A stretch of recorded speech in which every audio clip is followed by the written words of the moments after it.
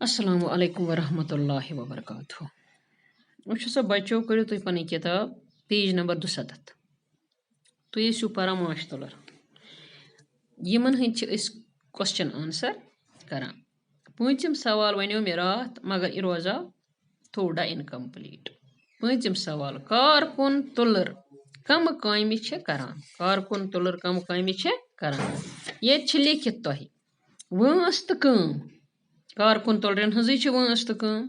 वो सा अकि पे 3 दह अत लेखो न कहें लेखो सीधे खानन हज सफाई तो पॉलिश करान जिठ लारवा पेत्रावान लकट लारवा पेत्रावान रन खेनावान चेनावान हायो साफ करान मोम त्रावान तो फर बनावान हाइवच रच रावट करान यूर यूर यानी नेक्टर आब तो तुलरे माय सारान। यह हज कम।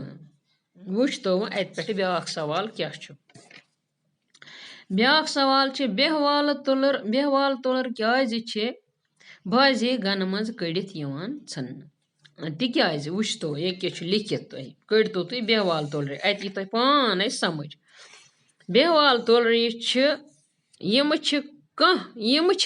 कम करान बल्कि बाकी तुलरन हंद खत ज्यादा खेवान खुराकच कमी गसन किस सूरतस मज यम गन मज नेबर कड़न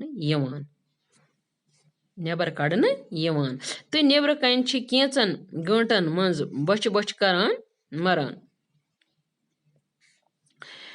कह मरान बेहवाल तुलरन वपर गनस मज गसनस कह पाबंदी कह बच करान मरान तो कह बाकी गनन मज हेकान गचित यम कह काम करान। बुझो तुम बेहवाल तुलरन हुंद यम कह काम करान बल्कि बाकी तुलरन हंद खत ज्यादा खेवान खुराकच कमी गसन किस सूरतस मज यम गन मज नेबर कड़न बाजी गन मज नेबर कड़न बस गो ठीक उतन यह तुम पेज नंबर 69 पे बेहवाल तुलर या नर तुलर अथ मज तुम अमुक जवाब। वुच तो तुम ब्या सवाल माश तुलरन हंद क्या फायदे इंसानस। माश तुलरन हंद क्या फायदे इंसानस। माश तुलरन हंद फायदे इंसानस कि यम माश तैयार करान युस इंसान सिंद सेहत खातिर वारिया बेहतरीन माश वारियाहन दादन ते दवा माश इंसान सिंद सेहत खातिर वारिया ताकतवर चीज ते दादन ते दवा खास कर चास छाति हुंद दूध वगैरह अस्थमा अत दवा तो तुम हेकू पन्न लफ्जन मज लिखित तो मे त्रजो पन्नस पर्सनल नंबरस तो वुचो शीम पूंचम सवाल शीम सवाल तो सतम लिखो तुम पान करो कोशिश। वुचो ब्या सवाल नंबर 3 खाली जाय भरनी अत लिखित अकि पे 3 दोहन ताम वंसि हंज तुलरी अकि पे 3 दोहन ताम वंसि हंज तुलरी क्या करान खानन हंज सफाई करान वुचो सा दोयम खाली जाय 3 पे